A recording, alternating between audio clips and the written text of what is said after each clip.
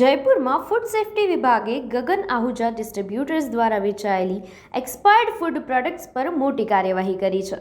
એક કંપની જૂની expired date ભૂસી કાઢીને ફરીથી છાપીને વેચતી હતી. એ માટે એસિટોસિન અને અન્ય રસાયણો ઉપયોગમાં લેતા હતા, જેને જપ્ત કરવામાં આવ્યા છે. આહુજા ડિસ્ટ્રીબ્યુટર્સ ખાસ કરીને એક્સપાયર્ડ અમૂલ પ્રોડક્ટ્સ ખરીદી અને બજારમાં ફરીથી વેચતા હતા.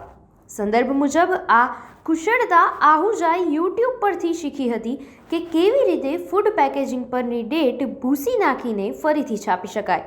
ફૂડ સેફ્ટી વિભાગે કુલ 1.5 લાખ કિલો એક્સપાયર્ડ પ્રોડક્ટ્સ નષ્ટ કર્યા અને ખોટી પ્રેક્ટિસ અટકાવવા કાર્યવાહી શરૂ કરી છે. આપનું શું માનવું છે? અમને કોમેન્ટ સેક્શનમાં જરૂરથી જણાવશો અને ન્યૂ ભારત ન્યૂઝને લાઇક, શેર અને સબસ્ક્રાઇબ કરશો. નમસ્કાર.